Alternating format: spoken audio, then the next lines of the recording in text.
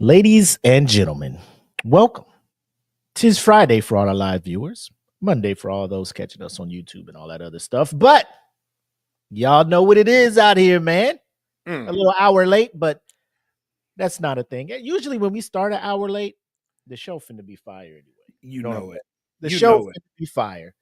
But we made it to the weekend, my guy. How was it spring break for your kids out that way or nah? Oh no, we passed that, buddy. we were past that. What was spring break for your kids? Like second week of March. God damn. Yeah, dude, they get out. They get out like May 15th or some shit like that. Shit. Like they get out mad early. When did they start over there? August. God damn. Yeah. Yep. Yeah, but it just finished up being spring break for our kids. I took 3 days of leave and we went up to Great Wolf and all that stuff. I'll tell you, man, that is a business model that is pretty solid. Very all in much. one type shit, got the water park in there, all these other things, an arcade, a bowling alley, order food on the app, the overcharge. Bro, we spent some money in Great. I'm like, and here's the thing, it's I'm trying to phrase this right. The clientele at Great Wolf Lodge varies from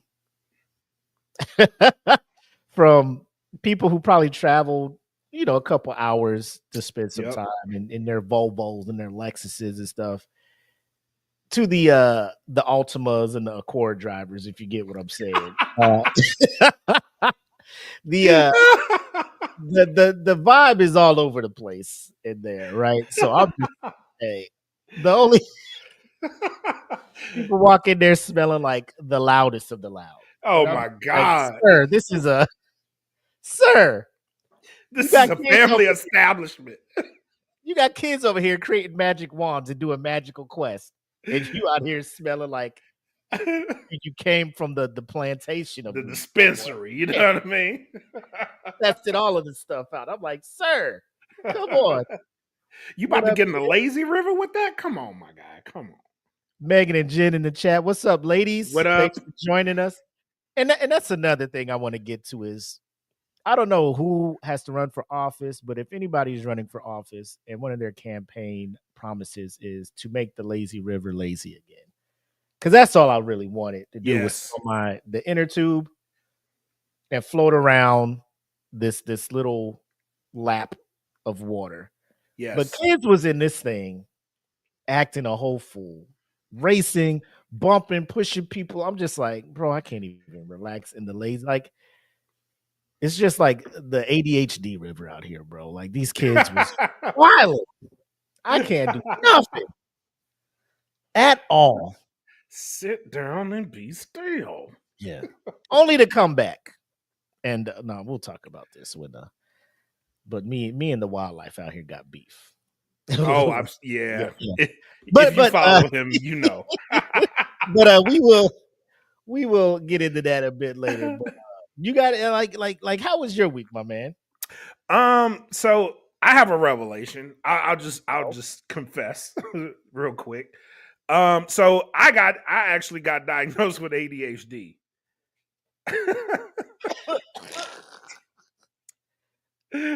Yeah, editor, if we could go back and the last about 45 seconds of that's 45 seconds of the podcast, please. No, so quick story. So I read my sister's book. My sister, for those who don't know, she put out a book recently talking about her life with ADHD. Lo and behold, I never knew she had ADHD.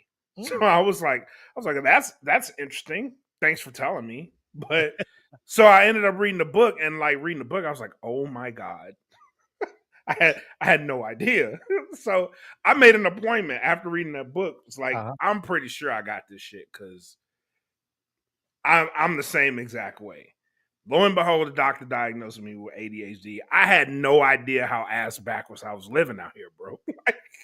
None. I was fucked up out here. So, so they gave me, they put me on a prescription. Mm-hmm. And it's like been working really good, man. Like my focus has been better. I've been sleeping better. Like I've been way more disciplined. And it's weird because I'm doing shit that I noticed like, holy fuck, I was fucked up out here, bro. like I was hoarding shit that I didn't know. You know what I mean? Like it's so much shit I found out about myself. And I was like, damn. But hey, it's been great. It's been great being normal. For what that's worth. 100%, man. 100%. But we'll go ahead and get this episode started, and then we can roll in. Got a lot of stuff to talk about. Usually always happens when we take we didn't go last week because Pollengeddon is out here in Virginia, and it just destroyed me on Friday. There's no way I was gonna come up here just all that stuff, man. Like y'all don't need to hear that or see that. We love y'all. But we're back and we're better than ever. And we'll go ahead and get started. Ladies and gentlemen, episode 166 of the Smoke Pit Live starts right now. You are tuned in to the Dat Feeling Podcast Network, reminding you to always question the answers. Welcome to the Smoke Pit. It's Friday night, come and take a load off. Come sit in the smoke pit, it's time for us to show off.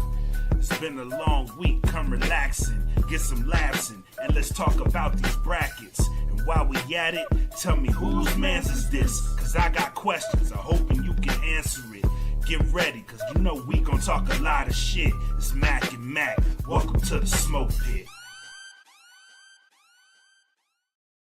Yep, y'all know what it is. Friday night, mood is right. Dynamic duo Blak and Mac back on your screens for the #1 streaming show on Friday nights between the hours of 8 p.m. Eastern and 11 p.m. Eastern. I keep saying that because you keep putting it in the atmosphere, you keep putting it in the universe. It's bound to happen. Shit's bound to happen. But we're back, episode 166, and I'll go ahead and get right into it. Before you get into your positive spin and your motivation and everything. So there's this bird. And if you follow me, right, you follow me on my social media or whatnot, you would know that this bird just seems to have a problem with my vehicle. So we took my wife's car to Great Wolf Lodge, like I said. Car was parked out front. Just washed it too. Washed it, went on this trip, came back. Like it was legit bird shit on my car. Like on the passenger side door closest to the house. And I'm just like, yo, this is wild. Like there's no trees next to me. There's no like shit on the roof or on the windshield or something like that. It's just on the side of the car. How? Like this bird just crotched over and shitted on my car. I'm just like, I take some offense to that. So I go get it washed. And we come back. I come in the house. We chill a couple hours. I'm like playing Xbox or whatnot. And I'm like, oh, let me run to the store to get something. Shit. On my car. like fresh. I'm like, sir. And I'm looking at the other cars. I look at my son's car parked directly in front of me. No shit on it. I look at my neighbor's truck next to me. No shit on it. There's a couple cars down the road with some shit on the door and stuff. I go across the street and look at the cars parked on the side of the road there. No shit on. I'm like, God, the fuck. So I go get it washed. Right? I go get it washed. Wake up. Was it Wednesday morning? Come look out the blinds. Looking outside. Look what the weather looked like. Look down at my car. Shit. On my car. on the same side. I'm just like, that bird had it out for you, bro. Had it out for you. It has to be. It has to be. I'm like, this is wild right now. Like I go down and like LJ wakes up. He's looking out there. He's just like, yo, like, this is hilarious. Like he's laughing. Cause I'm just like, yo, this bird pooped on my car again. You know, because I don't want to cuss around him. But still, like he knows I'm mad because all he hears is Lord Jesus, this bird. He's like, oh, got it him. happened again. So he comes out. He's checked this out. So I'm like, all right, cool. I go downstairs, and the bird is chilling on the side view mirror, right? Just He hanging done out. made a home. Yeah, he like that's his spot. He gets up there and he lets loose. I come outside and I'm thinking like once I come outside and come down these stairs, this bird's gonna be like, oh shit, the bird is sitting there. I get close. I get like 4 feet from this bird before he's like, all right. All he does is fly across the street up in this tree, hanging out. He doesn't fly. We're like, oh shit. He's just like, all right, I'm up there. All right, man. I guess. Yeah. All right. All right. I'm not touching the car. I'm not touching it. That's how he's acting. And I'm just like, the minute I come back in his house, he gonna fly back down to my car. I know it. Like this bird is petty as shit. And so I'm like, I'm angry. So that's what I'm just. I post a video, and I'm like, yo, this bird's got to go. I got something coming in the mail. And people thought I was like ordering a gun or some shit, right? I'm just, don't kill the bird. I'm like, bro, I'm not killing the bird, you know. So I did some Google stuff, and it's just like, birds hate the smell of like peppermint oil or like less. So I just ordered some peppermint oil from Amazon. You know, put it on the windowsill of the door and the mirror. And I mean, no shit on my car today, right? Granted, it's raining. What up, Kimpachi? What up, Kimpachi? But yeah, like there's no shit. But then my neighbor's truck had a bunch of shit on. So I'm just like, well, maybe the peppermint shit is working. So we'll see. It didn't give me new your target. boy is non-violent, right? Yeah. I'm not out to kill her. But however, if this bird overcome, like, I don't know if they adapt to the smell. You know what I'm saying? Like if I wake up and see question. Shit, what's up? Do they build up a tolerance? That's what I'm saying. I don't know. Like initially, he's probably just like, God damn, let me just go shit over here, right? And like,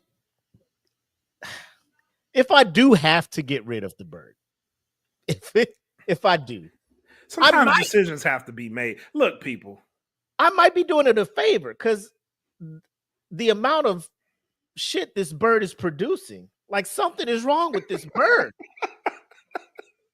Like tomorrow, I will go up and down the street and show you the amount of shit it is packed on these cars. I'm just like, what bird has to go this much? Like something might be wrong with. I might be putting this bird out of its misery. Like this bird is probably like, I can't do anything. Bubble guts all the time. Lord, please, somebody give me sweet release of death. And I just maybe. That might be my calling to help this bird. You never know. You never know. But I'll hand it over to you after this. Part of me is like, this bird is teaching other birds that it's okay to do this. Like, because I'm pretty sure birds will just be like, yo, just shit up in, like, we're in this tree, just let loose. Nah, I got this cool spot. Y'all got to check this spot out. You can shit and look at yourself in this window. You know what I'm saying? Yep. It's a fantastic thing. It's like you're almost looking at another bird. You can have a conversation with yourself in this window while you're why shit in this tree when you can come down? You know what I'm saying? And just go buy a birdhouse. Hey, don't do that. Don't do that, man. That's somebody's car. They ain't gonna do shit. Watch. They're like, oh man, bro, Robin is wild. Ricky is wild out here. Man. Yo, Robbie, stop, man.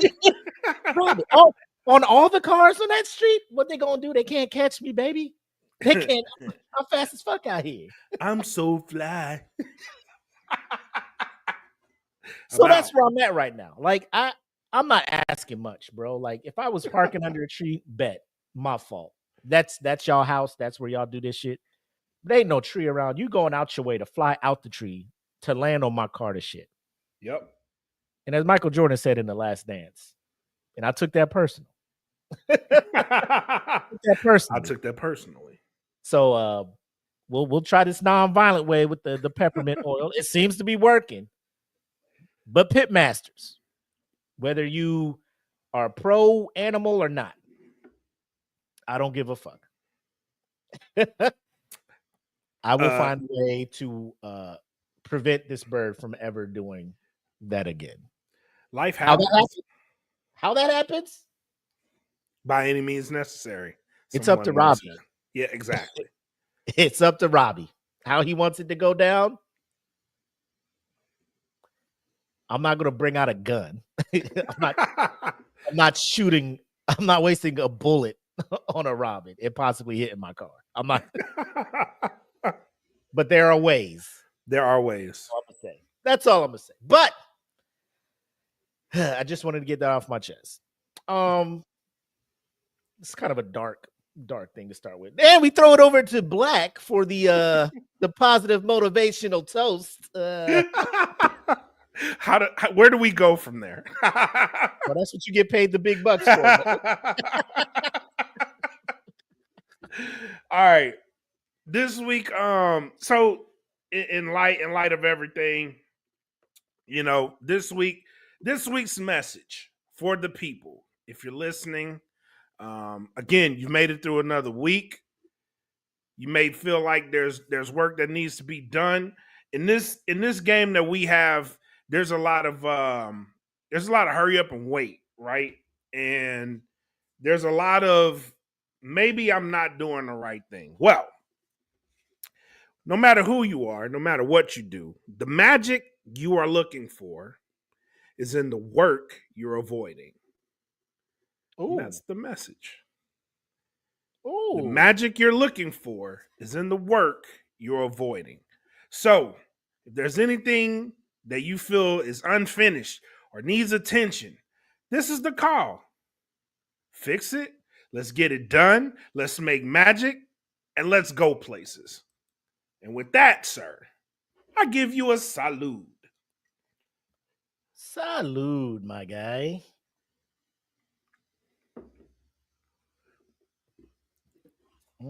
We back on the Crown Vanilla over here, baby. One more week.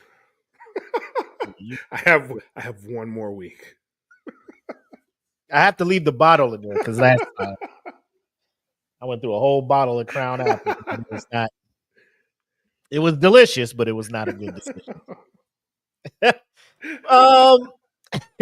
But ladies and gentlemen, I tell you, our last show 2 weeks ago was a one for the books. Yes, it was a great time. Yes, so much that we uploaded a clip of the show where we're talking about Rose from Titanic. We uploaded a minute-long clip over to our TikTok, and when I say shit got people crazy, are very opinionated about Rose. So the video has been looked at 777,000 times and 1,700 comments. and a lot of the comments come from like people debating each other. Yeah. Like we're not even instigating anything. People are just like, well, what about this? Cal wasn't even really. So here's some major taken away points that I want you to address because we'll re-upload this so we can answer them, right? Okay. Blak. Yep. Counterpoint number one that a lot of people are saying is Cal wasn't her husband. It was an arranged marriage to benefit the families, and he was abusive. So that's why Rose blew him off and got with Jack. What say you to that? Does that absolve her of her late movie shenanigans? No, not at all. It does not. Arranged marriage or not, Rose. Listen, okay. So if you want to throw that portion of her, what do you call it? Her trashiness. If you want to throw that portion out, throw it out. Throw it out the window. There's still the fact that she got with this dude that she didn't even know. Right? Yep. Got it on in the window, hand on the window. Oh, that shit's so hot. But at the end of it, you know what I mean? Like, the dude dies. Why does he die? Because Rose won't let him on the fucking door. She still got to contend with that. You know what I mean? Counterpoint number two. People were saying they tried to let Jack onto the door, but then the door started sinking. So that's why she didn't move over and let Jack onto the door. However, replies to those points where the Mythbusters did a show using the same dimensions of the door and had two people get on it, and it does work. It floats. Buoyancy is buoyancy. Wood floaty. You could save yourself. Right. So I feel like that counterpoint has been done away. The funniest counterpoint is people are like, that wasn't even her husband. Cal was it.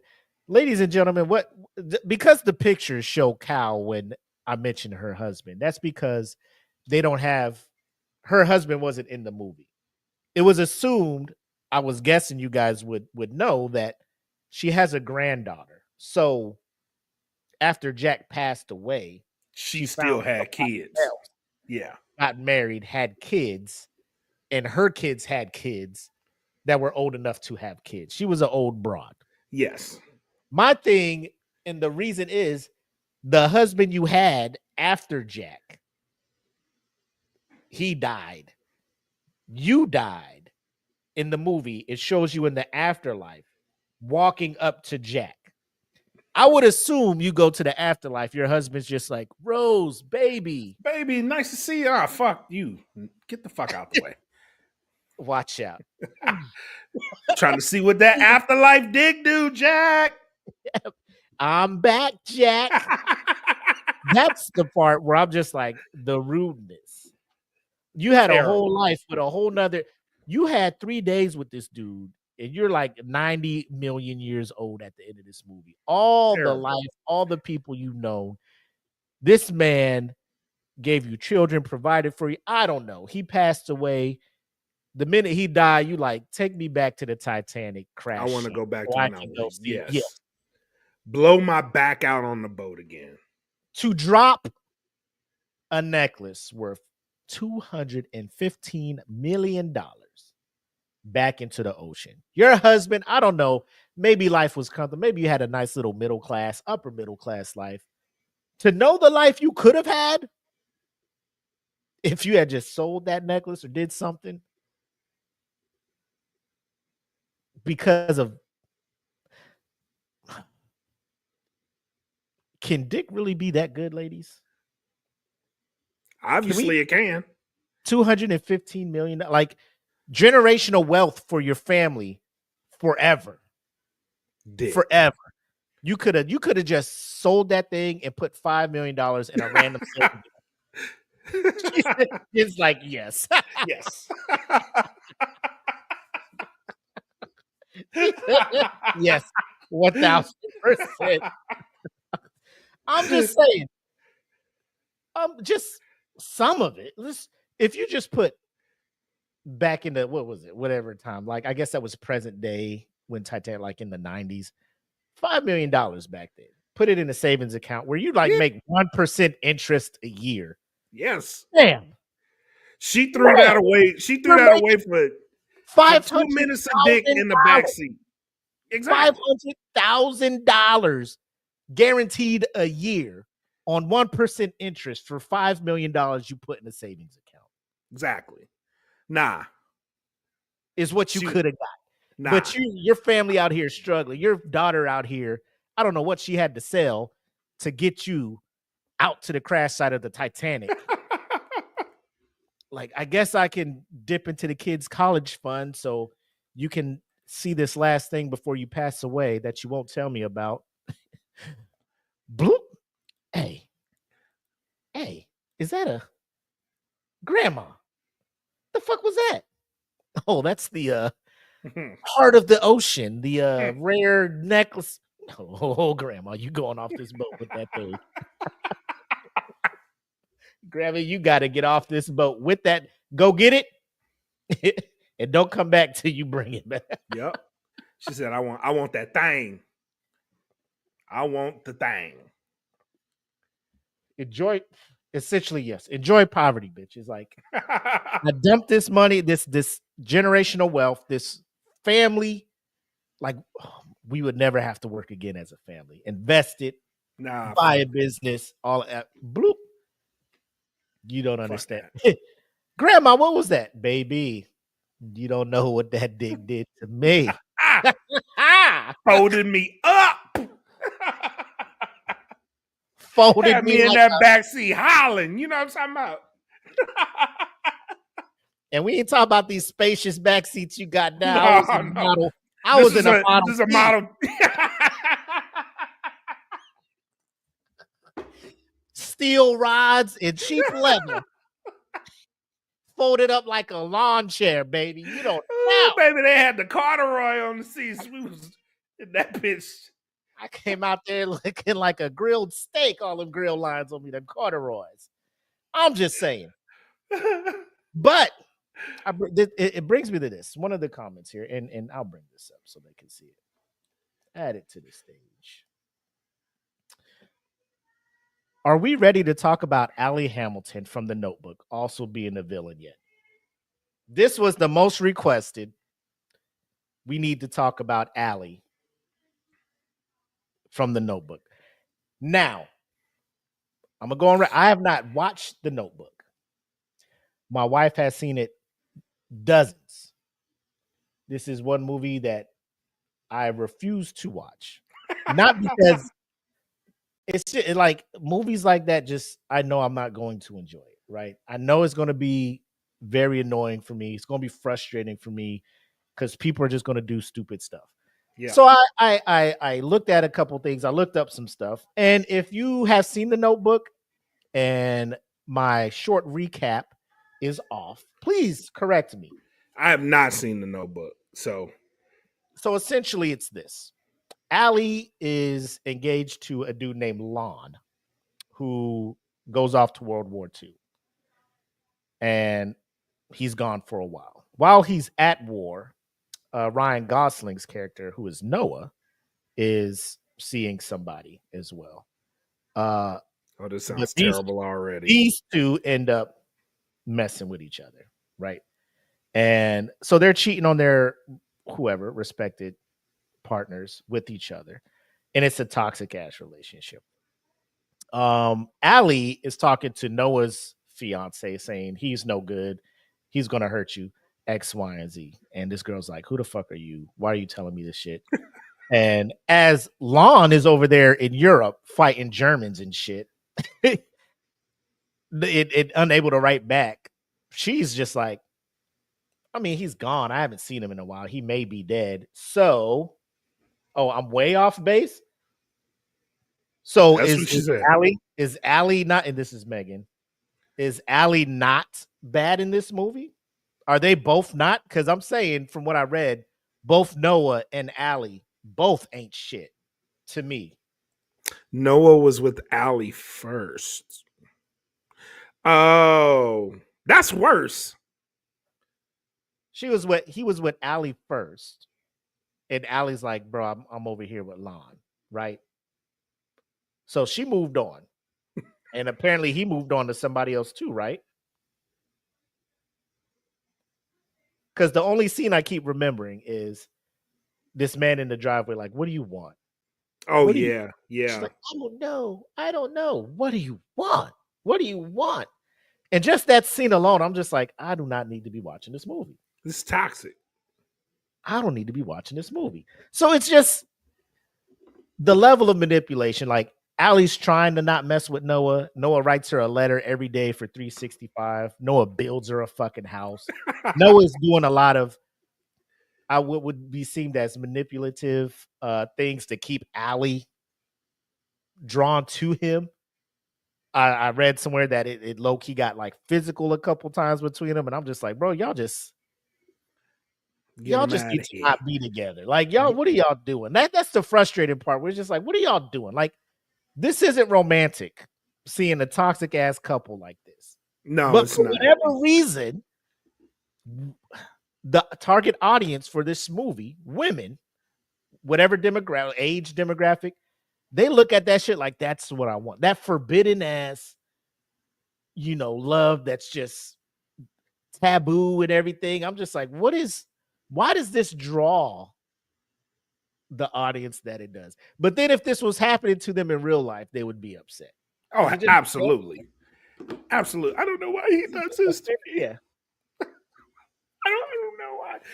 So if it's anything like what I've seen, so I have seen Dear John. I had to sit in the movie.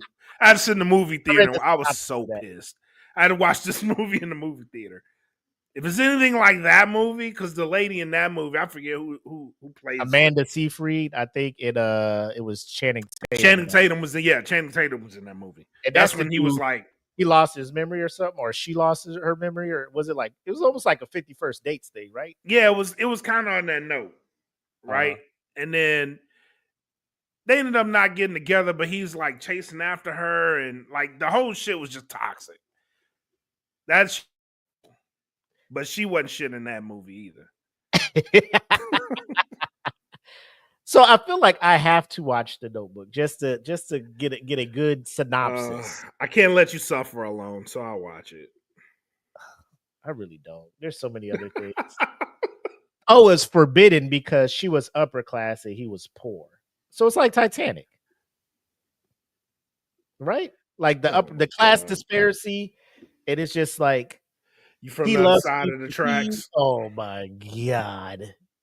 They both moved on when she thought he didn't write because her mom was hiding the letters. So she moved on. But you was married now. Oh my gosh. Well, Pitmasters, in order to give Allie the benefit of the doubt, I'm going to need to watch The Notebook. Should we have a Mac and Mac at the movies afterwards? It's gonna have to be, bro. It's gonna have to. Please believe. We have to, man. We're not doing it justice. Not having seen the movie and trying to give our opinion. You know what I'm saying? I agree. I agree. I can watch other people's synopsis of it, but it's not my synopsis of it. You know, it's like when we talked about Jenny and we talked about old girl from Castaway and we talked about Rose. Like, it's movies that we've seen. Yes. I have not seen The Notebook.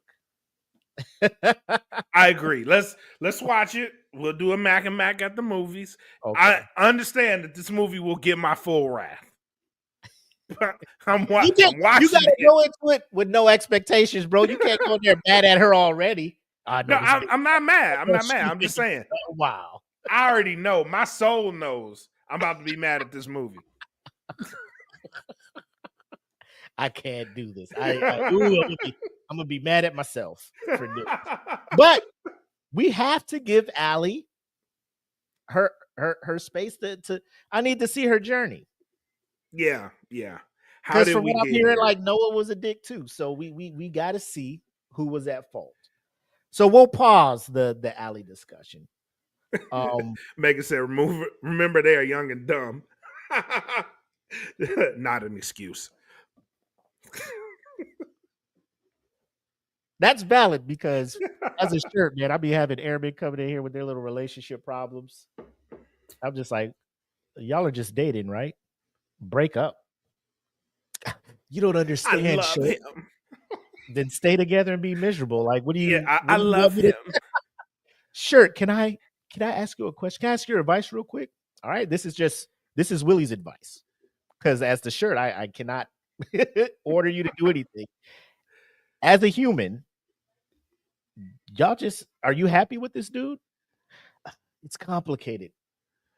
If you can't answer complicated, yes, if you're not, it sounds like you're not happy. Just break up. Get some space, get some, you know what I'm saying?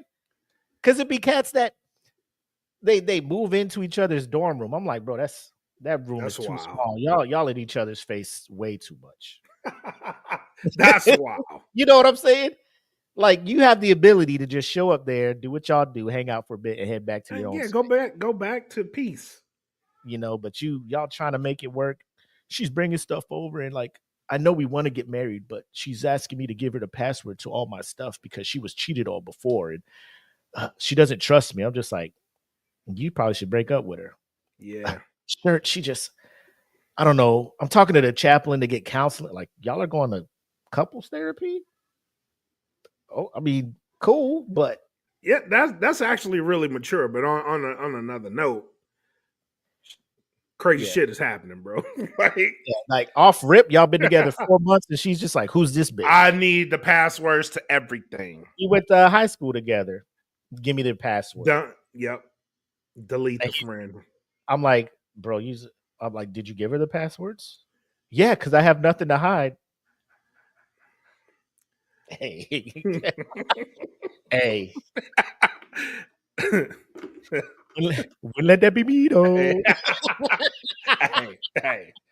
There's levels to it, bro. Like I need some kind of like you can add me as a friend and see the shit. Like to give you full reign to my whole life, I can't do that. Nah. And we just dating? Nah. That's what I'm saying. Y'all act like y'all married and y'all are sitting there making financial. There's like a divorce is going to cost this much and kids got to go here. And who's getting what? Like y'all are dating and got stuff in the dorm room. Get your stuff and go back. I'm out. You're down the hall. Yeah, Get I'm your out. Stuff and go back down the hall. Yeah, exactly. I'm out. That's the. I love being a shirt, but sometimes I'm just like, what's happening? What's going on? Are we thinking? What's going on? But like Megan said, like Megan said, they're young and dumb. They are, but it doesn't make it any less frustrating. I will say that. But so yeah, I'll try to get to it this week and see what we got, and then when we come back next Friday, we'll have a segment, a little Mac and Back at the movies, and we will we'll let you know what we feel. Who is at fault? Noah, Allie, somebody else, her mom? Who's the real villain of Notebook? We'll get to the bottom of that. But yes. I feel it's time for us to get into what has become one of my favorite segments. What did I just watch? Because there's a lot of shenanigans on the internet. So, without further ado, let's get into this week's segment of What Did I Just Watch?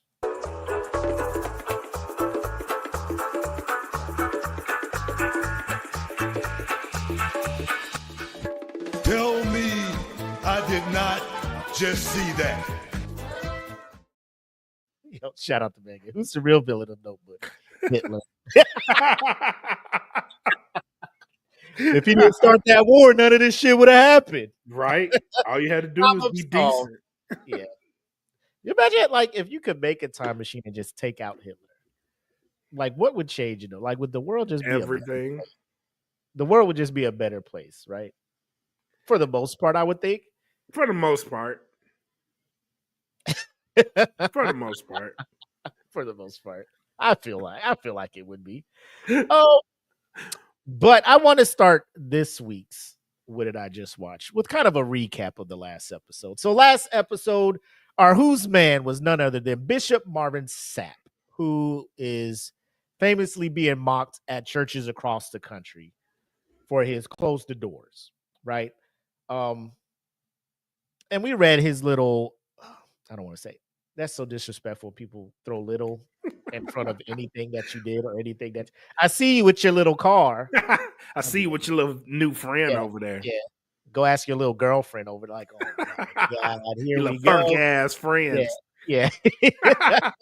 You know, little in front of it's very disrespectful. Very disrespectful. So we read his explanation or his reasoning for doing that. And it's because it was going to be so much money floating around the church or the convention center that he wanted to make it a secure environment because it's very sacred, very holy time. However, he has since gone on to, I don't want to say an apology tour. He's been on a couple shows trying to explain himself. So we do have some videos of him explaining himself. So I'll just play them. There's 4 separate ones. So we'll play one, talk about it, play another one, talk about it. And we'll see if were we overreacting by being too harsh on the bishop. You let us know, Pitmasters. Let us know. Here we go. People took issue with me saying shut the doors. Understand, I never said lock the doors. Yeah. I said shut the doors. Shutting doors mean that people still have the ability to go in and out. They've taken issue with my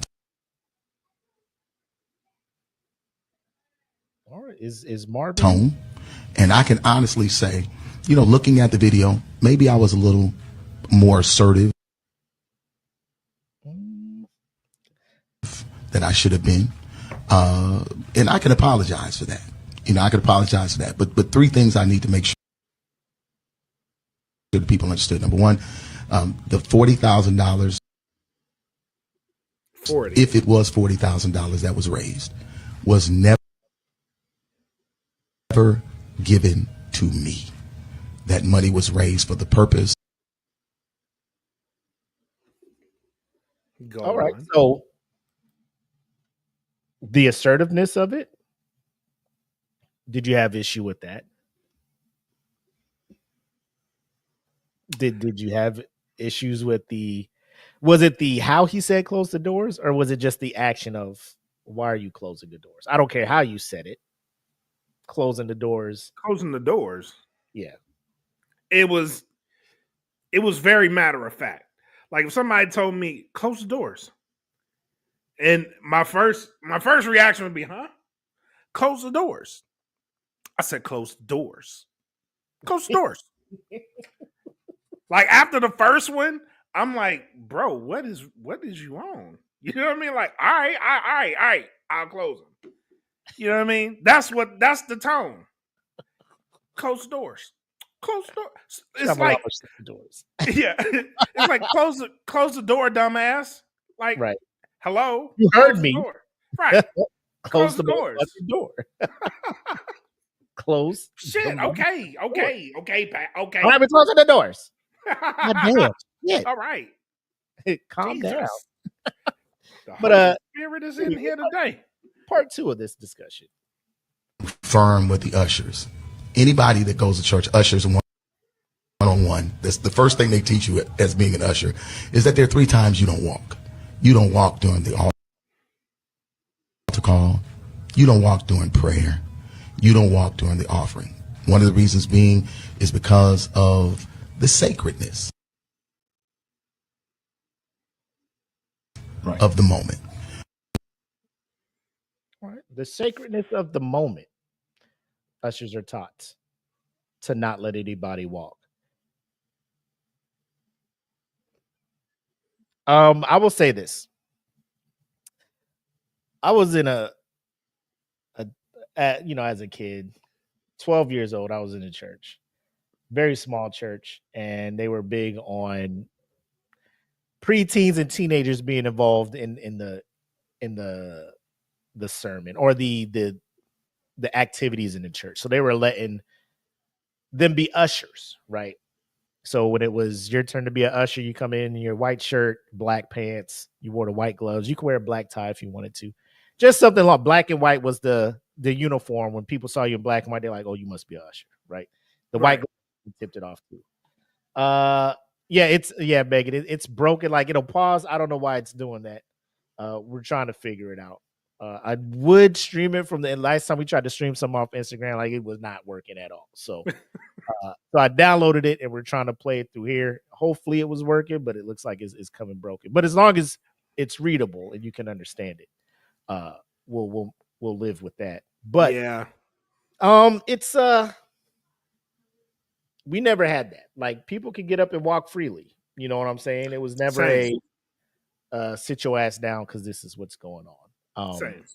Also, the grandmothers and mothers of the church were already good at policing children if they was acting up during these sacred times. You know what I'm saying? But yes, Marvin is still trying to prove his point, which is cool. So we'll let him continue. Go off then, Marvin.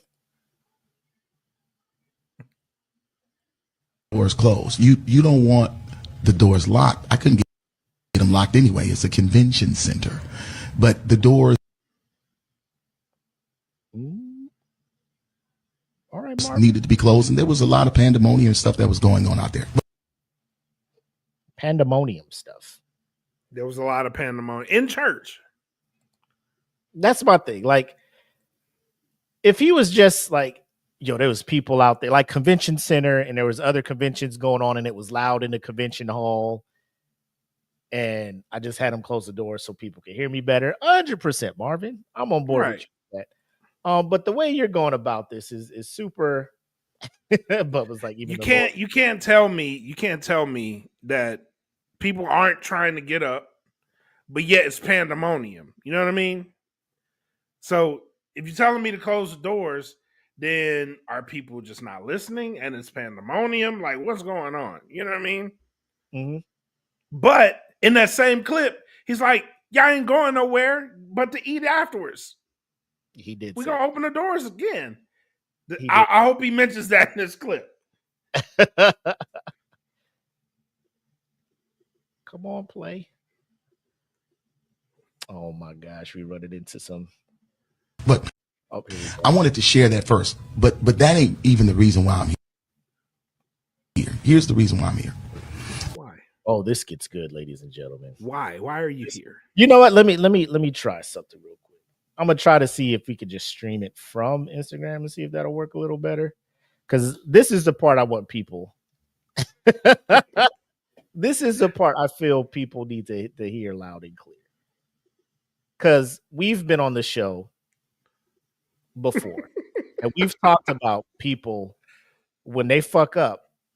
The one big joker they can play to try to get people back on their side. And if you've been following us, you kind of know where we're going with this. All right, let me click here. That's not why I'm here. The reason why I'm here is because, you know, it's just not right. And you're right, man. It's like a defense mechanism. Yeah, for I know I fucked up. Yeah. Instagram wouldn't even play it right. So bring this back to the stage and pick up where you live. The reason why I'm here is because what has happened is people have taken clickbait. And made something out of it that it isn't. And because of that, my church has been getting phone calls. The church has people have called my church and cussed me out. My staff.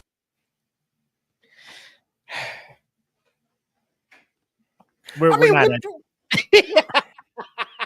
you expect, bro? You basically strong arm robbed them and was like, yo, ain't nobody leaving until we get 40. That's what it sounds like. So that's why people are really upset. Is because you make it sound like, yo, until we get $40,000, like we ain't leaving this motherfucker. You know what I mean? Like, and it ain't the way, it ain't your tone. It's what you actually said. It's like, look, it's 1,000 people in here. Like, I want to see 1,000 people moving. Like, I'm checking pockets. Run me these coins. Bring the baskets up front. Yes, bring them up here. I want to see people put money in this motherfucker. That's pretty much what you were saying. I want to see people moving. However, you was just like, nobody should be walking around during this time. You know what I'm saying? Like, you like said that. Nah, run me these coins, bro. Like, bring the plates up here. And I know we got to leave. There's almost 1,000 people online. You know what I'm saying? Like, give 20. Yep, give me 20. Everybody on the pulpit, y'all put in 100. We gonna get this money. Yeah. Money. Yeah. Like he was actually committing a crime at that time. But here's the wild part. It's like, you got people watching online. You like, if you're online, give me $20. I bet his views started dropping. The little the view counter was just bloop, bloop, bloop, bloop, bloop, bloop, bloop, like people just click. Yeah. Hey, pastor. Oh, something wrong with my internet. About to run me my connections. Shit. Connections messed up, pastor. I gotta. In Jesus' name, amen. Because the math, I understand. To him, he's probably like, there's 1,000 people here. If everybody here gives $20, that's $20,000. Right. My thing is, you don't know the financial situation of these people. Of everybody. I don't know what the price to attend this convention is with you here. And I'm guessing there's other well-known speakers as well. So those things aren't free. We did an episode about Juanita Bynum and her $1,500 2-week seminar and stuff. So people are coming out of pocket to come see you. And just to hear, like, on top of what you paid to get here. And even if you traveled to get here, you're probably in a hotel, an Airbnb. Like, there are some expenses that you paid to come here. And I'm asking you for money. It's too easy. Just give $20. And everybody behind me, you give it $100. Like, hey, yo. Like, bro, I don't know where you think I got this money at. Exactly. So I agree with Megan. Like, there's missing some context. But for those who can't give, like, everybody's walking up and giving, and people are still in their seats because they don't have it. Right. You know, because some people go full on. There was a clip. And I'm surprised I didn't send it to you. Some dude was watching a church, like he was attending a church online, like just watching the sermons online and stuff, right? And he was so moved by the sermons. My man sold his house and all his stuff, packed up his car, drove to the city where this church is at to be a member of the church, right? Mm-hmm. And he tells the pastor's like, "Ooh, I'm gonna give you a check for $50,000." My man's like, "No, I don't want 50,000. I just give me a job here." He's like, "No, we're giving you a check for 50,000." I'm just like, that sounds like a lot at first, but when you think, like, yeah, it won't last. To set up a new, like, you know what I'm saying? Yep. To set up a new, hey, here's 50,000, right?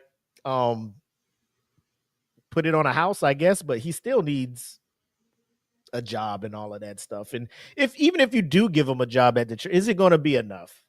Right. For this man to restart his whole life in a new spot? Like, people give up everything in the name of, like, the Spirit's telling me to do this. So they're in this thing, and you're like, lock the doors, give me $20. I'm gonna let y'all know right now, the Spirit ain't gonna move me that much. Yeah. it ain't gonna. I ain't gonna be moved that much. Like, I'll give what I can, but once we get past 10%, Spirit stops moving, bro. Like, yeah. Here's my recommended. What up, Jackie? She's in the comments. What up, Jackie? Hey, congratulations too, Jackie. I appreciate it. But yeah, we'll let you finish, Marvin. I'm sorry, we cut you off, bro. Or you cut yourself off because of this. Yeah, pretty much. This video is just choppy. But it's just crazy. He's just like, people cussing out my church, like, calling me. Are afraid because I've received. Oh, here it goes. I've received death threats over $20 and shut the door. People have come to our campus. They have come to my church to try to cause problems, issues, challenges. And again, my children, I don't look at comments. We've talked about this, you know. Word.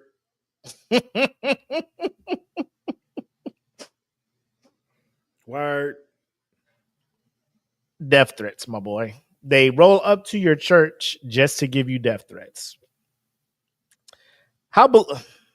Word. Are you buying it? Is my first question to you. I mean, in all fairness, I seen a pimp walk in church and punch a priest. I've seen this. So in the grand scheme of things, it's not too far-fetched, bro. It's not too far-fetched. This is gonna sound crazy, but in the pimp defense.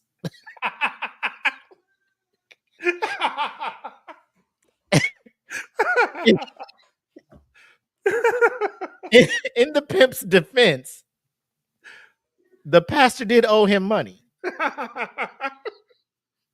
and had not paid said money.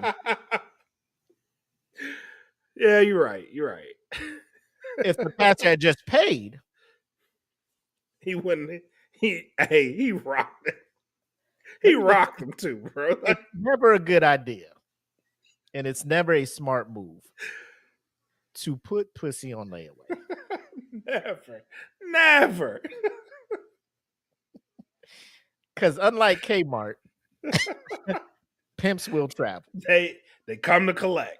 They local. You know what I'm saying?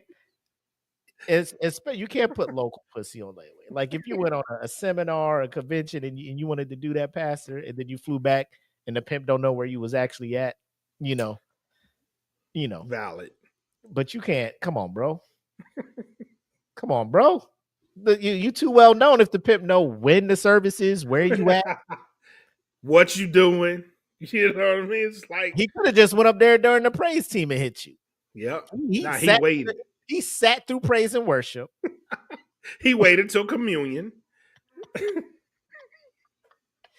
Walked up and I know we're off topic.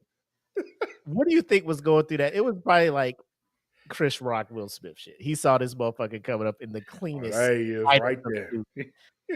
He ain't gonna hit me in this church, is he? He ain't gonna hit me in this. Oh my God. He getting hella close. Is he coming to do communion? Yeah. No? So I mean, like you said, wilder things have happened in church. Yes. Yes. However, he's making it sound like people who just saw the clip are coming in and giving death threats. Like, I highly doubt that. The only people that would be mad enough to give you death threats are the people you probably had locked up in there. Exactly. And I highly doubt they're giving you death threats over $20. They probably just not coming to church no more. Like at the most. And I'm gonna go on record. This is just me. I think he's lying about these death threats. Oh, 110%. Okay. I didn't want to speak on behalf of this is straight out the playbook, bro. Like, bro, it's one of those. You know what we don't get to the root of when it's stuff like this? What was the action that caused people to provide or not provide these death threats? Like, it didn't just come out of nowhere. What stupid thing did you do that offended people to the point where you're getting death? You're getting death threats. And every celebrity or every idiotic person that says something stupid and has consequences and they start getting made fun of and drugged through the mud, they're just like, how do I stop getting drugged through the mud? Leave me alone. Death threats. Yeah. My kids scared my children. That's the thing. That's what gets me. My 6-month-old baby, like Andrew Schultz. That's what gets me. You know, like, like, bro, you said something fucked up. People took it away. Yeah. You embarrassed. Don't put your kids in this situation. Nobody was even worried about your kids. Everybody was worried about you. Mm-hmm. And here he go. Death threats. Oh, my children. People are just coming to my church, cussing us out, calling the phone. Man, people call my phone and ask for a girl named Sheila. I'm just like, bro, she don't live here. She don't live here. Hang up. Hello, Pastor Marvin's church. Fuck y'all. Click. All right, going bro. about your day. Yeah. It's a emotional thing for your church like that. All right, you know, you want the doors closed. All right. Oh, he's done with that video. We got one more. And then that'll be his saga. That'll be his 4-part explanation of what's going on. But when you got millions of followers, you ain't got time to be reading all the comments. You just don't have it. Right. My children do. And he got millions of followers. They are afraid. And the reason being is because I'm their only parent. I'm a widower. You know, they're afraid. Ladies and gentlemen, there you have it. From my sake. The Holy Trinity of feel bad for me. Put the sympathy in the air. Death threats. My children are scared. And I'm a widower. Like, all of this is happening to me. Please stop making me feel bad. You know what I'm saying? Like, we're not. Don't. That's what I want to say when the people start doing that. I'll be getting death threats. Don't. Don't. Don't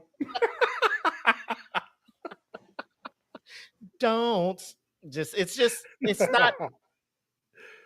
And like we were talking about one of the episodes, it just waters down for people who actually do get death threats. Yep.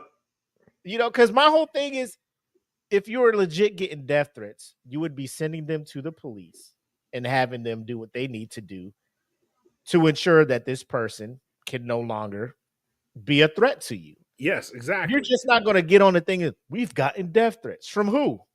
I don't want to say. Come on now. Come on, man. First and foremost, I would not be doing a public interview. I would not be doing that shit in a studio. You will get a statement from me saying, listen, due to these events, I've been getting death threats. There will be no more public appearances until I feel safe and secure walking out in the public in comfort. Until then, my apologies, and I'm sorry for whoever I offended. Please respect my privacy at this time, and you won't see me no fucking more, bro. Like, I'm not going to the radio station. I don't care. I don't care. Fuck IG, fuck TikTok, fuck Facebook, fuck social media as a whole. You getting one statement, and I'm shutting the fuck up, bro. Like, that's it. I'm going off the grid. That's it. Off the grid, bro. Especially like if I was him. You ran me for my last $20, Pastor. Next time I see you, it's on site. This account is no longer. Error 404. This site is not found. Where's Max? Where's Max IG? Is he not on? Did he block me? This account no longer exists. This account is hella private. Yep. All of this stuff, man. Oh my God. But go. I'm sorry, Bobby. I'm sorry. Go ahead. Safety. So now we've had to update and increase security and all the things I've never had to do before because of the vitriol and the anger that people have shown, the things that they've said. Stop. Let me stop. in my thread and stuff, and all of this is because of a misunderstanding. So again, he's like, all of the vitriol in my threads, but you just said you got millions of followers, so you don't be reading comments. You don't be reading the comments. You don't be in the comments because you know how it is when you got millions of people following you, right? Like, I just can't get to it. I can't. But my kids do, and they're scared, and I'm their only parent. Because remember, my wife died, so I'm a widower, and they cussing my church out, all because of a misunderstanding. No, all because you fucked up. Not a misunderstanding. It ain't a misunderstanding. If it was a misunderstanding, you'd have been like, you know what? Give what you can give. That give what you can give. We'd rather have some big money because we have big plans. Why he can't apologize? Yeah, exactly. I'm sorry. I was 100% out of pocket. I was so wrong with how I approached giving in that scenario. The spirit moved me, and I moved incorrectly. Yes. You know what I mean? Like 100%. And that's all you gotta fucking do. Players fuck up, bro. Yes, Players fuck up. We ain't perfect. We ain't perfect. I think that's the part that really gets me is like when people refuse to just apologize and they try to justify what they did, and then they flip to the victim. Now we're getting cussed out, and my kids are scared. We had to upgrade and update security, and must be nice. Right? It must be nice to have the money to do that. You got the money to do it. You know what I mean? Let's put some extra detail out there. Mm-hmm. While he's wearing the Burberry from London shirt. You know what I'm saying? Like, if I got a Movado on and for $20, but then you out here wearing this on this show talking about you got money to update security and all this other stuff. And man, it's not a good look for Marvin. I'm gonna just say it's a terrible look. And you know, like my parents, you know, they're still members of a church and things like that. And I don't like when things like this happen and cast a negative look on churches that are operating right, because now religion as a whole gets this stigma on it. Right. Like y'all are just out here robbing people, you know. Because like if the money was to pay the convention center or whatever, like why didn't y'all have that money ahead of time before putting on this convention? Why didn't you announce that this was the objective?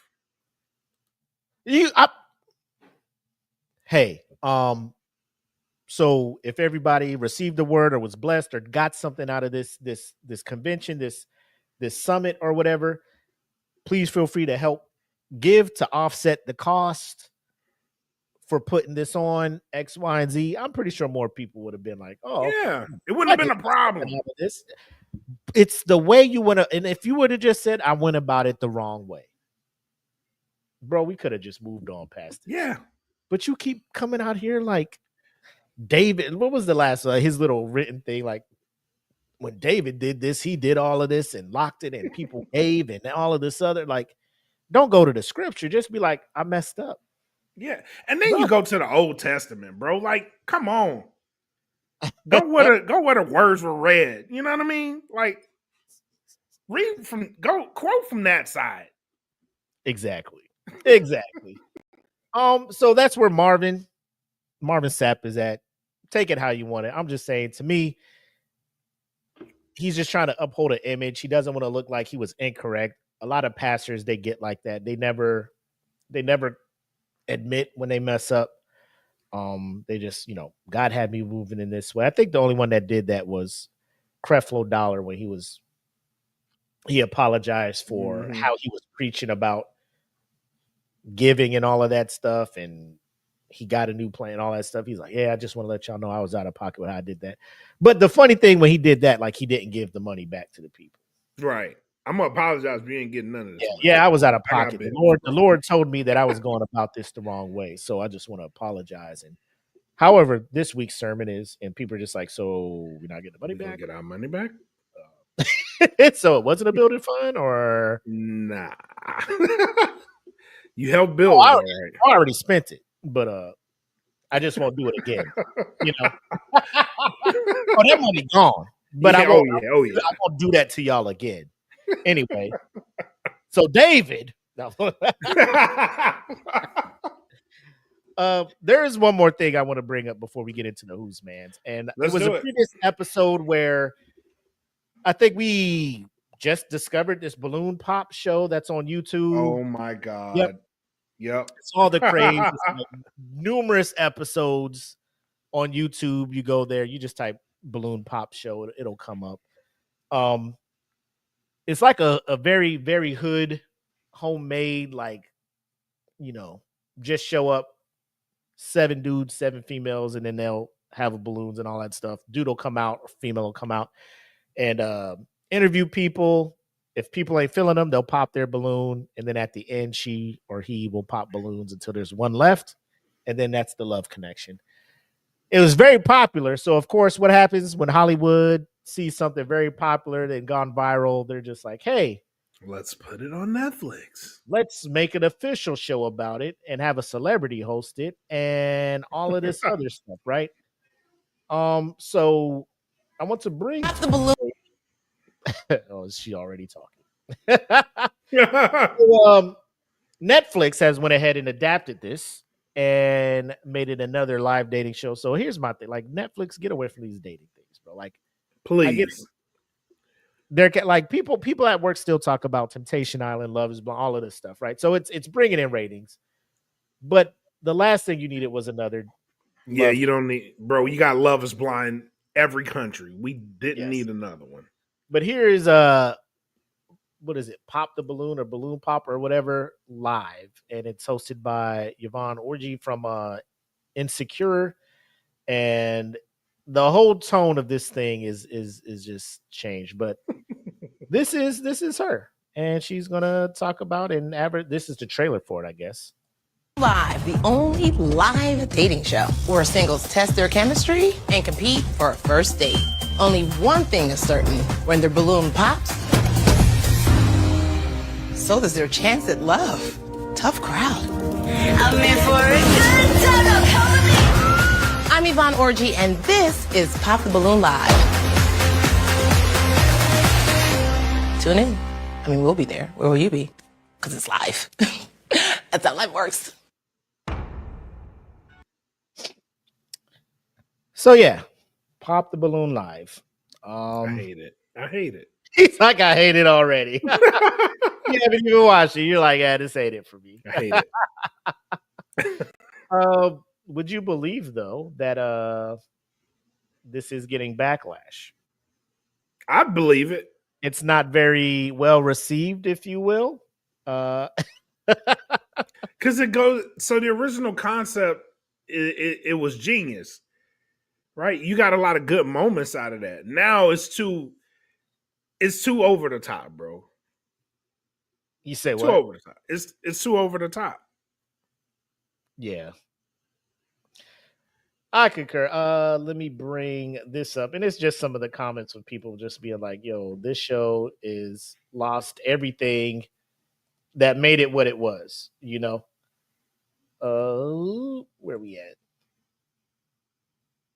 So you'll see here, like, social media reacts to Netflix Pop the Balloon live show. And the first comment they have here is, the way this dude told a black woman she looks like she sleeps hanging upside down from a tree. Pack this shit up. I know Netflix was going to ruin Pop the Balloon. Wow. Yeah. I tuned in to Pop the Balloon on Netflix and it is immediately ruined. This was a black show. I see 1.5 black women. The personalities are terrible. One black girl is forcing herself to be ghetto, and they got a white girl rapping. Get the fuck out of here.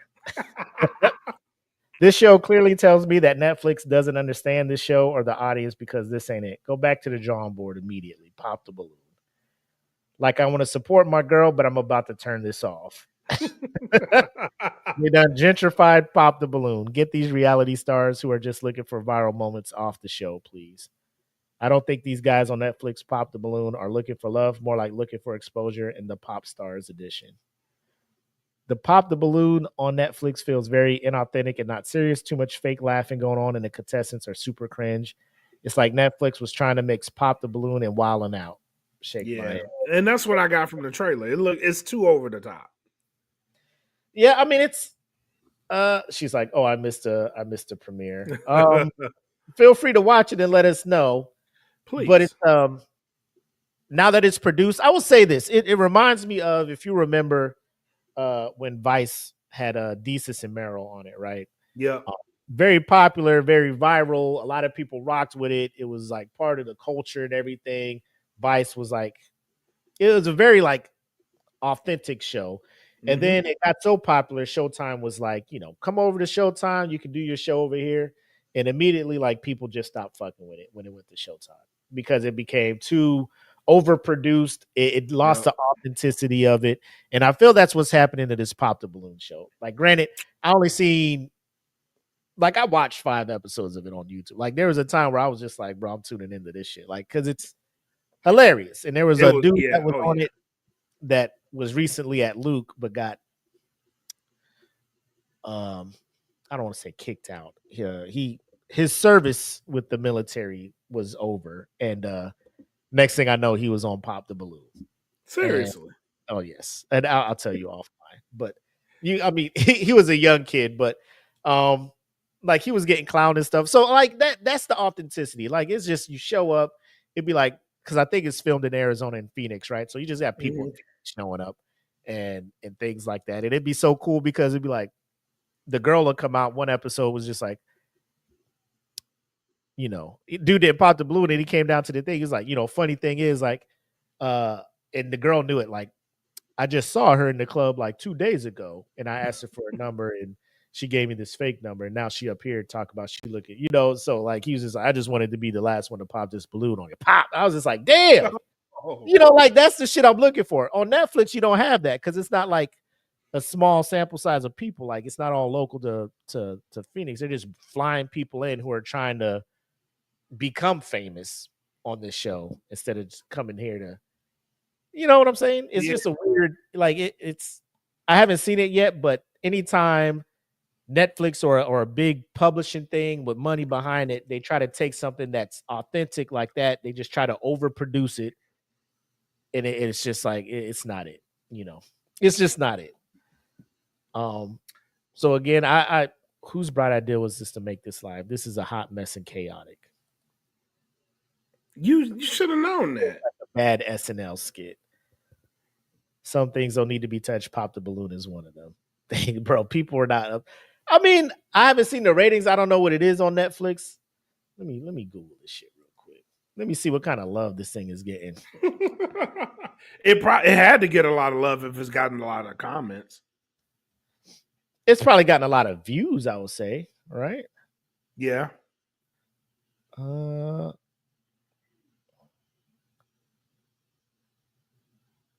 Where's the ratings for this thing?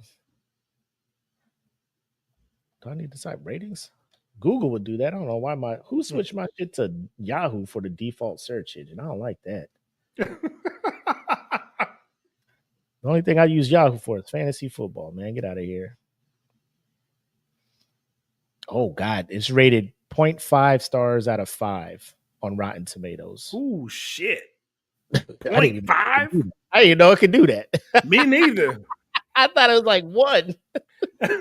I mean, they can do 0.5. Yeah. God damn, that's terrible.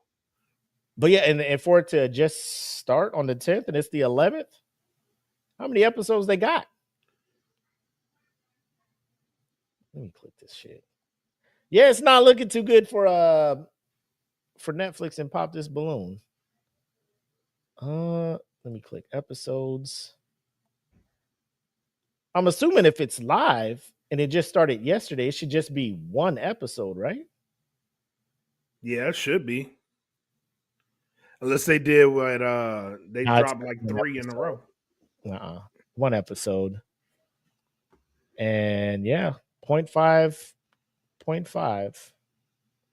out of it's not looking too good. But that's just 1 episode. Maybe let me stop. I'm trying to be positive. It's just not going to work out for them. I don't think so. I would just say if you're interested in it, just watch the joints on YouTube. And here's the wild part. Shout out to Netflix for getting with the creators of the YouTube Pop the Balloon stuff and having them as producers. Or, just by name, maybe they just got getting money based on them using their what you call it? I don't know. The word exclusive. Their influence. Yeah. I was gonna say their property or whatever. Yeah. Their whole feng shui or whatever. They're just, hey, we like what you're doing. We want to do that exact thing over here. We'll pay you so you can't sue us for copyright shit. And they're just like, of course, Netflix money comes in. Who's gonna say no, right? And then they change everything about it. 100%. So there's that. I'm not a fan of it, and I haven't even seen it. So intellectual property. There it is. Pitmasters come through. There it is. Yeah. Thanks, Megan. So it's one of those where we're just like, So before we get to who's man, SmokePit, for whatever reason, we blow up. We become famous. Netflix knocks on our door. Hey, y'all want to do y'all show on Netflix? What are we saying? No. I have conditions. Go on. Go on. Let me have conditions. I would not do anything unless DFPN can come with me. It's a package deal. What if Netflix is like, so yes, that's number 1, right? Number 2, we need creative oversight. Creative control.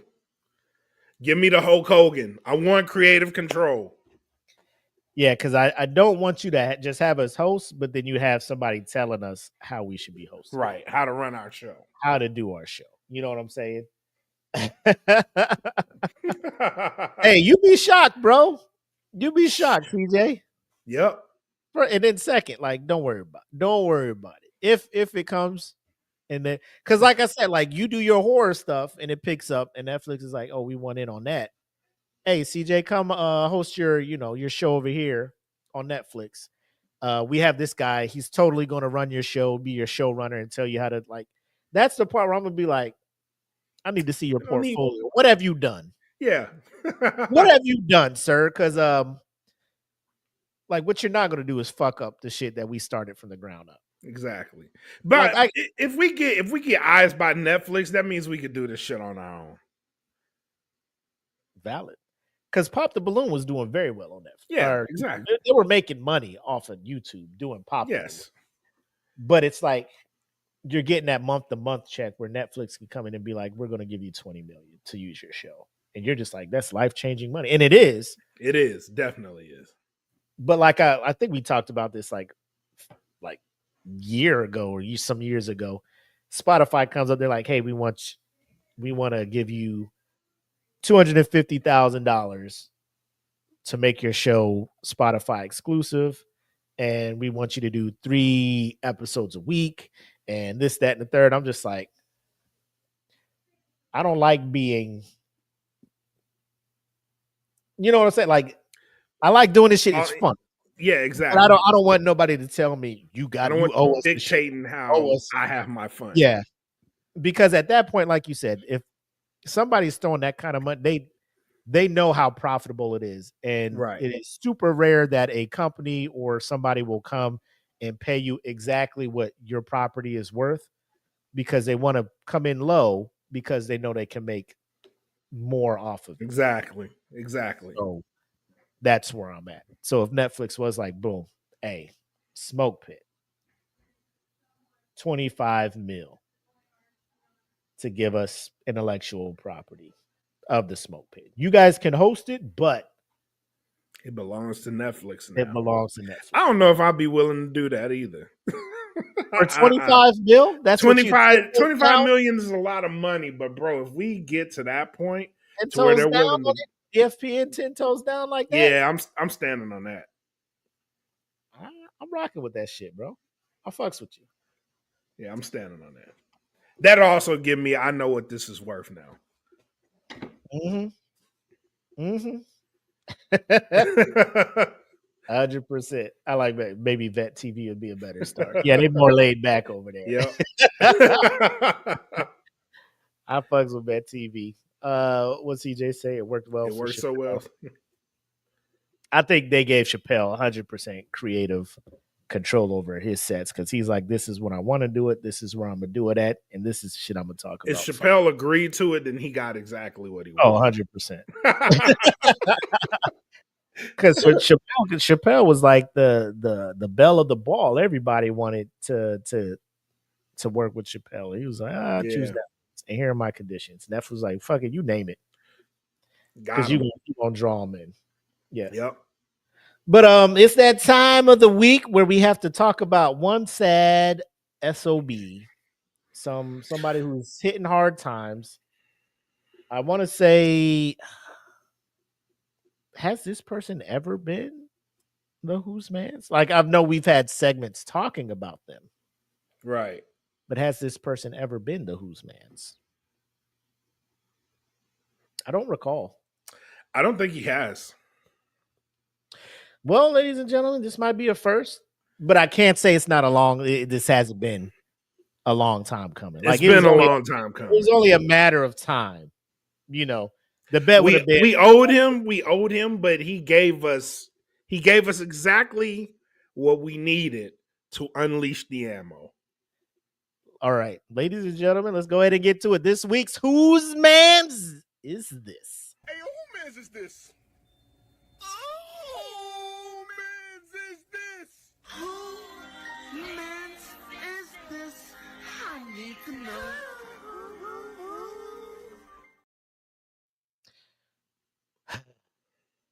Mr. West. Wake up, Mr. West. That's literally what I feel someone should tell him.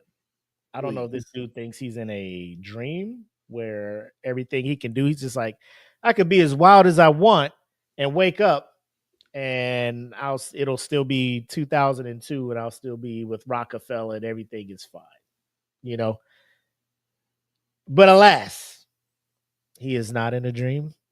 He And is if he not. is in one, we are active participants in it, and we are not liking what we are seeing. If you haven't noticed or you haven't heard, he recently did a interview with one DJ Academics, another person I can't stand. But the thing that is gaining headlines is the outfit choice of one Mr. West. Yep. I'm gonna go ahead and oh Lord. I'll go ahead and share the screen. Because you can watch the full unedited interview. It's like an hour and 20 minutes that DJ Academics is literally giving this man a platform to spread stupid. And here's where I'm at with that before I bring the screen up. You know what I'm saying? Go ahead. Some people, when you realize they need help and that they're spewing nonsense and that they're spewing stuff that can potentially ignite a group of people to start performing actions and deeds that will hurt another group of people, they don't need platforms. They don't need a space to speak and share their thoughts publicly. Unless, he's on Twitter like he's been doing with all these fucking rants, and then he'll take them down and apologize and all this other shit. But to have an established platform and you give your platform over to people like that to spew whatever, and then when you get, because he's going to get what is it not splashback, he's going to get something like backlash. DJ Academics is going to get backlash for this shit, and he's going to be on a show and he's going to be crying and being upset and shit because it's happened to him. Like, he does it numerous times. He'll do something, say something stupid, backlash happens, and he's trying to apologize and all this other stuff. But you open yourself up for the backlash. Some people just don't need to have a microphone in front of them to talk. When you know they're going to say wild shit. There's no way in this day and age, April in the year 2025 of our Lord Jesus Christ, and think that Kanye is going to say some sensible shit on your platform. I mean, if you need proof, go back 20 years, bro. Like, we thought at the time, we was like, damn, Kanye, he's speaking up. He's talking about George Bush don't care about black people. Yeah. Yep. But look at Mike Myers. Look at Mike Myers' face. So bold. Yeah. So look at Mike Myers' face. That's us now. Oh, Mike Myers like, y'all thought I was tripping. Y'all thought that I was looking at him like, I don't believe you. But I'm like, fam, this ain't the time or place. This ain't the time or place. We're trying to raise money to help like these folks. Yeah. People was about to give money till you said that shit. They put it back in their wallet. Fucking up the money, Kanye. Cut to a black person. Chris. Hey, damn. Chris was not ready. Chris Tucker was over there in the break room trying to get him a fucking soda out the thing. Why's this camera in my face, man? Hey, Kanye's wilding. We need you to back. Send trucks, water, send what you can. We trying to, and you know this, man. Like, try to say some joke to make everybody. You nailed that impression, by the way. Oh, thanks. But his face, he was like looking around. He had no teleprompter. He was just like, bro, save us, Chris, save us. Be the black person that could. Please be the black person with sense. But we need a token right. Yes. Ladies and gentlemen, this is Kanye West. And yes, that is a black KKK hood. Like I said, you can see up here, full interview, unedited, happened March 30th. It is an hour and 22 minutes that you can go watch and hear this wild ass stuff. But because I didn't want to sit there and watch 100, all that time and try to find bits and pieces, of course, YouTube is just like, bro, we got some shorts. Here's some shorts. Here are some shorts where you can kind of just see the I'm gonna just play it. Just look at the level of fuckery that we're on. All right, let me click on this one. Let's see what's going on. Trying to figure it out. This is wherever you want. You can sit right here. Yo. So here's the thing, like when it starts, he's like in a sweatshirt and some joggers, right? And he's just like, I'm gonna go change, come back, right? So DJ Academics is chilling, just waiting for Kanye to come back out in his interview outfit. And he turns and Kanye comes out of this, like, what do you Cut. Simple and plain. cut these motherfucking cameras off? Nah, bro. We ain't doing this shit. We ain't doing this shit, bro. I'm gonna need. I know I paid you for this interview. I'm gonna need my money back, bro. I'm gonna need it. He was like, where you want me to sit? In a full black KKK room, like anywhere you want. Anywhere you want. Academics didn't know what to. Anywhere you can sit, anywhere you want. He immediately lost control of the interview, bro. Yeah, he did. Point blank. Like Kanye took over with the motherfucking interview, bro. This man is like, wherever you want. I'd have had to Gail King this shit. Kanye, please. Bro, look at this. My man was just shook. trying to figure it out. This is Wherever you want. You can sit right here. You can sit. That's why I'm about to tweet this shit. I want Kendrick to always remember that Jay-Z tweet before he ever crossed the line. Okay. Nobody that worked for none of these fucking labels wanted with the king. I am the Don. Lucian don't send nobody because they getting their head torn off. Quick.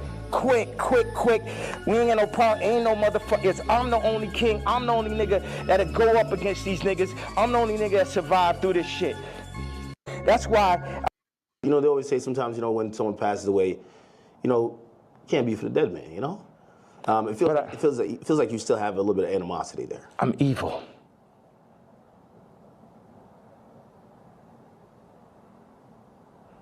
I'm sorry. Say that again. You don't think about like his family and other people that love him? I am an evil person. You don't think that. I feel like you've always represented God-fearing. You know, they always say sometimes, you know, when someone passes away, you know, can't be for the dead. Hold on. Why say Virgil after he passed? I'm evil.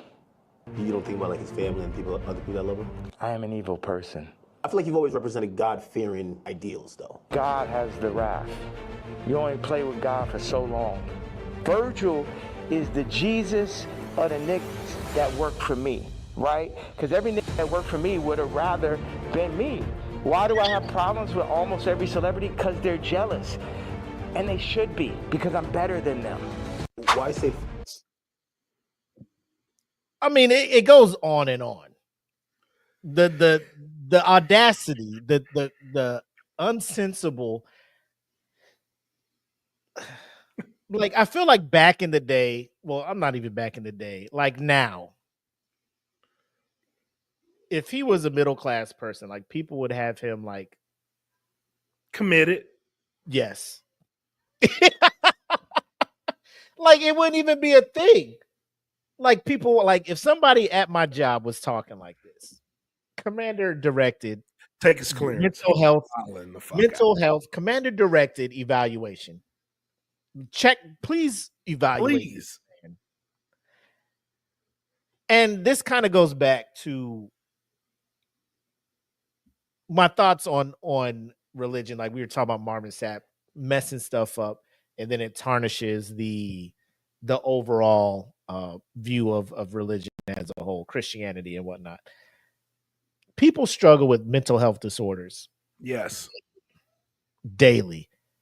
He's been diagnosed 2016 with bipolar. Yep. People have been struggling with that for as long as people can remember, before people actually knew what the diagnosis was. People have been suffering from this disorder. He's out here just alone and unsupervised, essentially, saying whatever. People giving him the platform. People know he's suffering from a mental disorder. And then they just keep giving him the opportunity to look stupid doing this. Like, the level of sympathy that people would have for somebody suffering with mental disorder lowers because of the shit Kanye is doing. I feel, or is it just me? Like, I'm not gonna look at somebody who's suffering from bipolar or any kind of mental health disorder like, whatever, Kanye's fucking it up for you. Like, I just don't feel bad for Kanye. Like, whatever happens to Kanye, I'm just like, bro, this is what you fucking get. That's where I'm at with this now. I am there too. And it's, how the fuck did we get here? Kanye? Yeah. I have never, I'm not a mental health person. I'm not a psychiatrist, all of that stuff. I know people who have lost parents, and I know the emotional toll it takes. Oh, most definitely. I thank God that both of my parents are still here, but when my mom lost her father, like, I saw how it affected her. He lost his mom, and we all know, like, if you watch the documentary, or you followed Kanye and or like, you know how revered his mom was to him. So when she's gone, like, he's in a dark place, a weird place. 808 Heartbreaks comes out. People are just like, this is him grieving and all this stuff in his music. And like, after that album grew on me, like, I saw where he was at creatively and stuff, and I rocked with it. He came back with My Beautiful Dark Twisted Fantasy, which was one of my favorites. And then he just started getting more involved in the public eye. Like, it became less about the music and more about his ego. Yep. Where he just felt he could do whatever because his music was so good. You hear that I'm a genius, I'm God, I'm the wrath, I'm the dude nobody can mess with, I'm a genius, I'm this, like Mega said, megalomaniac. Like, it's like, I just, one of them, like, you just got to ignore this dude. Like, we just can't keep giving him the opportunity to say whatever, right? Like, his Twitter rants and stuff, like, below, like, Twitter's the only place he can go with this stuff, because Elon's gonna let him even talk. Twitter be like, you tripping, and that's wild, because Twitter's a wild place, and even Twitter's like, bro, you going too far. So CJ's asking, is this real? Like, is this real Kanye, or is this an act like Andy Kaufman back in the day? Nah, because Andy Kaufman had a level that he stayed at. Virgil after he passed. Hold on, let me see this one. Kanye West says he's evil and asks about Virgil. Oh, yeah, he's talking about I'm evil. Virgil died. You get no. Listen. Yeah, but those are the shorts. Why say, like, bro, it's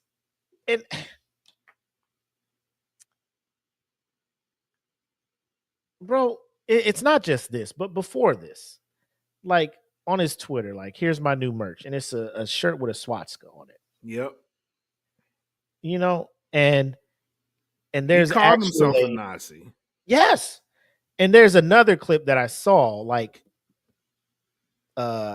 before the interview, like, he's in a sweatshirt in the joggers, right? And he's wearing the White Lives Matter sweatshirt. And he asked Academics, like, you want one? And Academics is like, I mean, yeah, I'll take one. So he takes the sweatshirt off his back, and he has a Sean John t-shirt on with the iced out swastika chain. And I'm just like none of this Academics was letting you know, like, bro, this probably ain't a good look. But Academics is like, he's about to be so off the chain, like, I'm gonna get views for this shit. This is his Shannon Sharp, Cat Williams thing. Like, he's like, but this interview is gonna get me the views that that interview got for Shannon. It put Shannon on the map. This is going to be the thing to put me on the map as an interviewer. Which see, people like that, bro, like people like academics need to go the fuck away. I'm gonna just be honest about it. Like that's some culture vulture shit. Like what you do, academics, you try to get this shit, but it makes people look bad, right? You say all these things and you do all this stupid ass shit. You got Kanye out here looking like a fucking dumbass in this outfit. You don't end the interview, you let it go because you're gonna get you views. Like that's some asshole shit. Like, where's your fucking integrity at, bro? Like, the academics has no integrity. He has no integrity, right? So at the end of the day, it's like, how serious do we need to take this interview? Because we know this motherfucker's a culture vulture. Academics. He does not have the best interest of the culture in mind when he does this dumbass shit. So are we to pay attention to this and be like, they wildin', which they are, obviously. But one, why you let it go? Two, you didn't need to go that far into the fucking interview with this motherfucker with this shit on. Like, when he came out, it should have been point blank, period. But some in you was like, I'll let it go. Yeah. And I'll take these things. It's sad because like what was it? 3 weeks ago, 2 weeks ago, he dropped his album on YouTube, right? Just 45 minutes. The music is like the music is so good. Like his creative genius when it comes to music is like one of one. How he makes the beats and does all of that stuff. And it makes you so mad. You're like, bro, I want to appreciate this. I want to give you flowers. I want to give you everything. But bro, I can't. Right. You know, like I listened to it once. Am I going to buy it? Am I going to download it? Absolutely. I can't support you, this Kanye. Like, oh, you listen to College Dropout and late, like I do to this day. Like sometimes I go listen to old Kanye, and it was a thing like we want the old Ye back. Like I really do want the old Ye back. Yes. But we're not getting him back. No. So I can't, like, and it sucks. Like I want to be able to support your shit, my guy. Like, and it's sad because we know how good you are. Yes. But this shit is just a bad look for everybody. And if it's a troll job, then bro, there's different ways to troll. You know what I mean? Like, yeah. There's like certain lines that like you want to be the ultimate troll, and it's just like, oh, I wear a black KKK. Like, you can't do that. Like, there's lines. There's you know what I'm saying? There's boundaries to troll it, my boy. Knowing what that outfit meant to people like us to come out and wear it. And I don't know if he's doing it like I'm taking it back. I'm empowering it for us. I don't know if you want to reclaim that, bro. Like, bro, I guarantee you, like, you are not going to find many other black men to be like, yeah, let us wear it. Let us wear it. And then now they're scared of us because we're wearing black ones. And they're like, bro, it's not a thing. And I'm 100% on board with what you said. Like, I would have, like, academics would have gained so much respect for me if he was just like, bro, I'm not fucking airing this shit. Like, bro, get the fuck out of here. Pack this shit up, get back in the car. We can't do this shit as a black dude. Like, academics, come on. Like, Kanye is just every. I just can't no more, bro. And you got kids out here now, you know, they're looking at their dad acting like this, bro. That's the thing. They're going to school. Kids like, bro, your dad wild. Like when Kim, our dad, like I'm siding with Kim, like, bro, What I world? can't have my kid around this shit. What world? And you're sitting there with your daughter there, and you got Andrew Tate about to come up to do an interview. And Kim's just like, get my daughter the fuck up out of there. You got the most misogynistic, deranged, evil man coming to do an interview with you in the headspace you're in while my daughter's give me my daughter back. Hell yeah. And that's like, that's the crazy shit when Kim Kardashian makes the most fucking sense. Kim's a sensible parent. We spent all his time when the Kardashians was on E, like, oh my Kardashians, I can't fucking stand them. Now you're just like, thank you, Kim. Yes. Please get these kids. Like, Please, I'm not gonna have my kids around this shit. Fuck. Understandable. Understandable. As a parent, fucking team Kim. And then you out here crying and shit because you don't get to see your kids. Gee, fucking, I wonder why.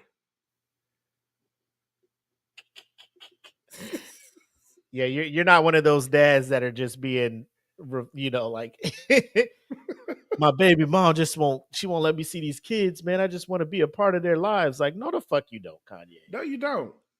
And if you do, you know you got to do better. Yep. But anyway, Kanye West, and low key like 1A 1B academics. I'm pretty sure we can have academics get one of these days, and we will. It's only a matter. The writing's on the fucking wall. Yeah, he won't let us down. I will say though, to end this on a good note, we're 33% of the way done with the year, and Tyrese has not popped up. That's some really good news, but that also means other people have been. Don't ruin it. Tyrese has been hella quiet this year. He's been good. Tyrese been hella quiet, man, and I here you go.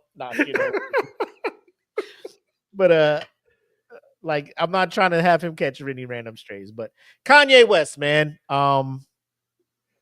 it's crazy that the downfall we've seen from what you were built up like early 2000s producing for Jay-Z on the Blueprint.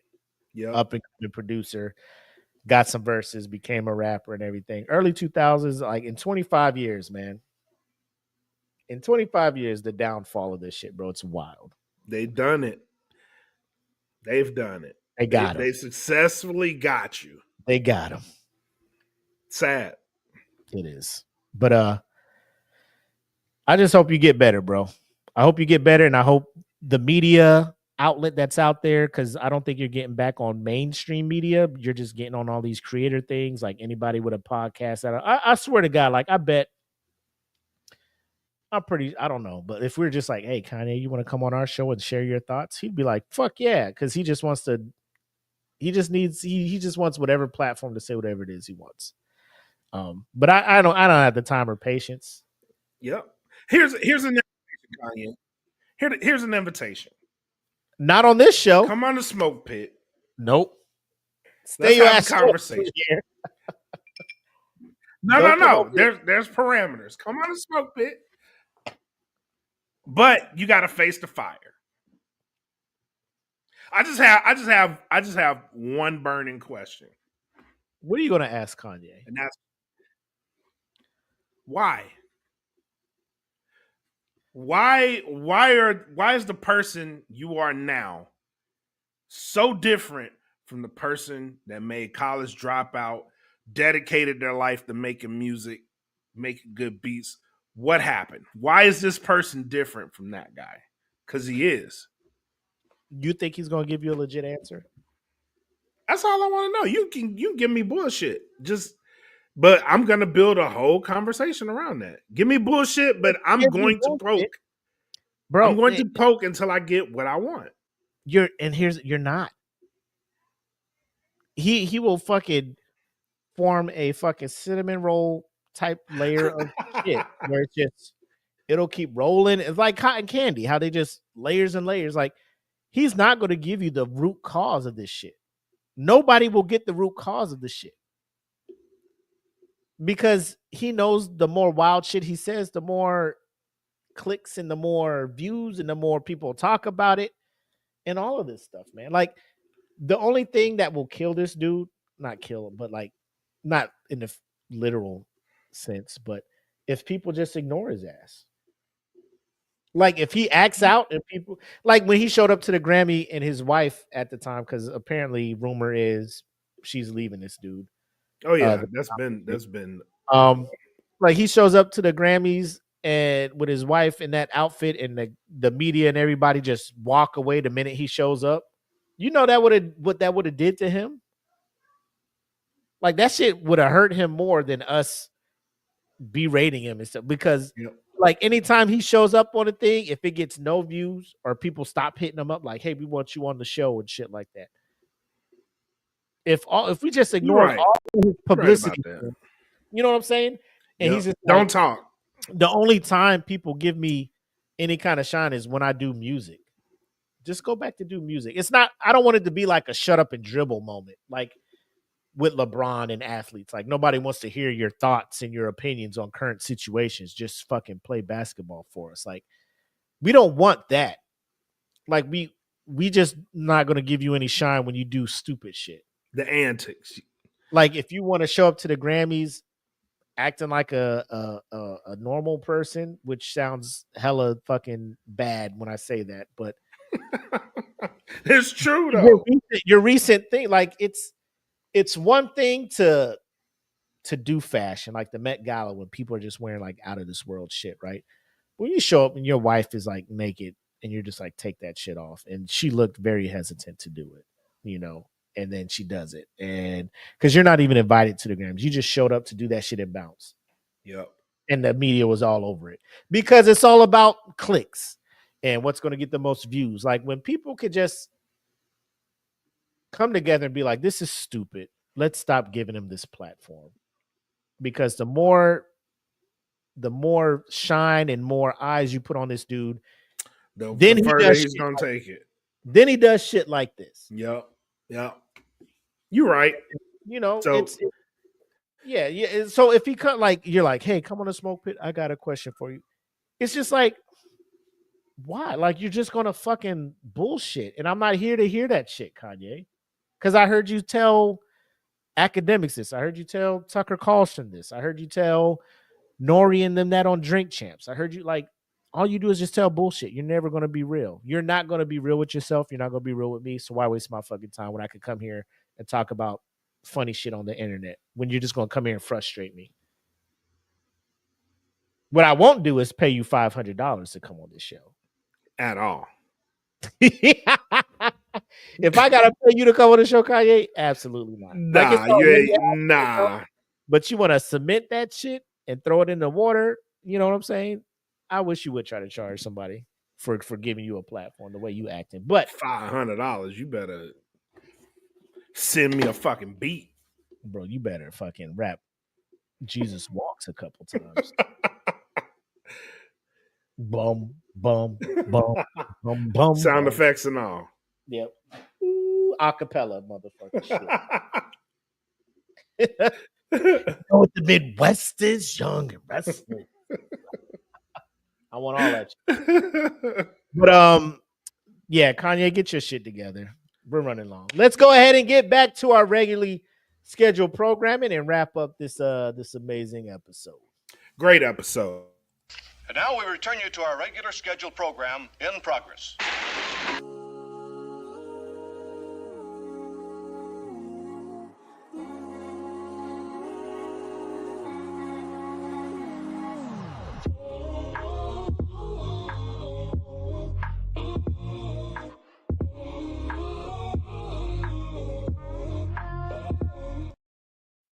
You know where I got that beat from? Where? So Oscar had I follow her IG, and she had a video where I think she was doing some, like she wasn't doing a promo, like she was just outside of the ring when a fight was going on, and she was doing like some kind of weird dance, and this was the beat that was on her video. And I just took that shit. That's awesome. Like, yeah. That's awesome. When I was watching her video, I'm just like, well, what the fuck song is this? That beat like, it's just a random ass beat. Like, I'm just, all right, cool. I'll take it. But yeah, man, what you got for the folks, man? Oh man, a lot of stuff, man. So shout out to Cutting Edge Heroes and Cape Events. They had their successful event last weekend. Anime Kudos. Con. Yes, All kudos right, to them. Cape Anime. I'm sorry, Cape Anime. Cape Anime, yep. Kudos to them for that event. Tabletop RPG. Guys, listen. When this shit drops, please do us a favor. Go listen to it. If you get the video, watch the video. You won't be disappointed. This tabletop RPG, Nox Eterna, is fire. Fire. Kudos to the Awesome Zone, and they just launched their YouTube channel. So kudos to them. Eat the Cake Anime dropped their YouTube channel as well. So kudos to you guys. A bunch of stuff going on. MPX will be there. I'm actually going to be in Vegas next week. So Okay. I forgot. I'll be going out there for my journalistic shit. I'll be on my journalist bag, covering the events around WrestleMania, not WrestleMania itself. But there's a bunch of smaller events that I'll be going around, like WrestleCon, and a bunch of the smaller promotions will be doing shows out there that week. So I'll be out there Thursday through Monday. So I'll be out there covering that. But I got a spot where you're going to be. WrestleMania is not this. You said this weekend or next week? Next weekend. So all right. So you got a spot that you're going to be watching WrestleMania at? Yeah. So Bully Ray of the Dudley Boys. Yeah. He's going to be having a watch party. So I'll be there. Okay. On the weekend. And then there's a whole bunch of stuff going on that I'll be a part of. There's a lot of cons and conventions and stuff like that. Yeah. Surrounding it. Yep. So cool. I'll be doing that. So I will be out of pocket next weekend. So. No worries. So with that being said, next week, I'll probably do a Smoke Pit episode just to keep it going, but we'll probably make it for the public so participation can be at the max. So just expect that another a bonus free Friday for everybody out there. So I'll be leaning on the Pitmasters to keep the show moving forward. So just next Friday, tune in, all that good stuff. Yeah, that's about it, man. DFPN is blowing up. We got a lot of good stuff going on. Hell yeah. And we can't wait to move further. Just expect, I don't know why the end of the Smoke Pit turns into the DFPN promo. But I'm not mad at it. We're doing big and we're doing big things. So once again, shout out to Danny and the rest of the crew over at Cutting Edge for coming over, being the newest addition. And then, of course, Awesome Zone, TTRPG, the amazing team of EJ and Jen, who have been over here rocking with us for over a year doing the TTRPG. So moving forward, just expect more things. We will be trying to be on location at a lot of these cons and things a little bit more. Yeah. Big moves in November over at KeepCon. We'll be doing what seems to be our first live podcast in front of a live audience. So stay tuned for that. And just stay tuned to the channel. Patrons, stay tuned. We got a new merch shop on the way. Teespring was doing us dirty, so we're just moving over to another one. So stay tuned for the link for that. And of course, once we get that up and going, patrons, expect you'll be getting the private discount code for the merch and all that other stuff. So with that being said, this is our first 2-hour show in a minute. Yes. But again, like we took last week off, there's a lot of stuff to get to. So great show. Yeah. Good time. Shout out to all the Pitmasters that joined us live. Again, if you want to do this more often, we do go live for everybody.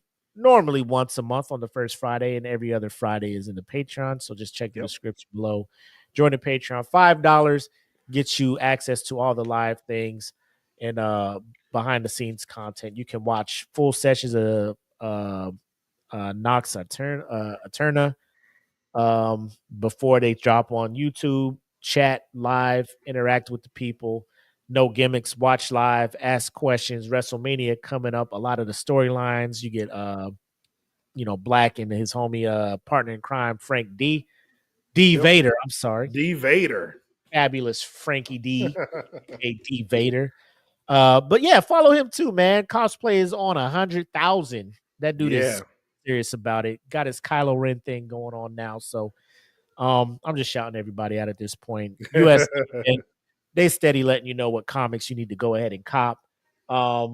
Nightmares and Nerdscapes, horror reviews.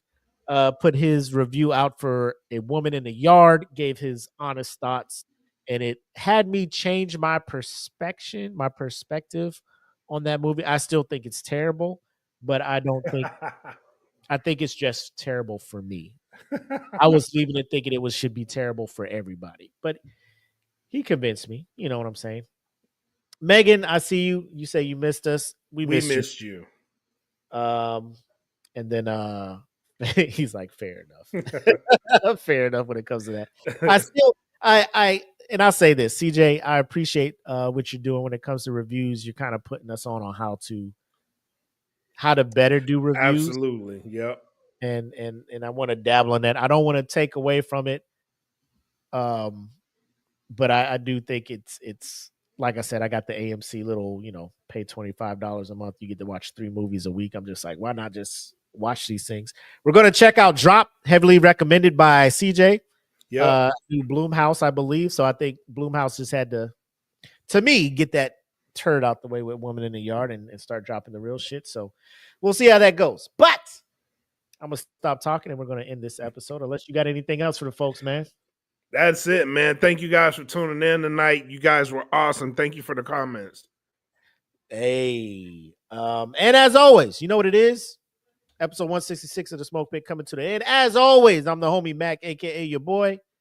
And I am bred like a king. Made us Kelvin Cayley. Thank you guys for tuning in. Until next time, have love, make sex. Peace. Peace. I know those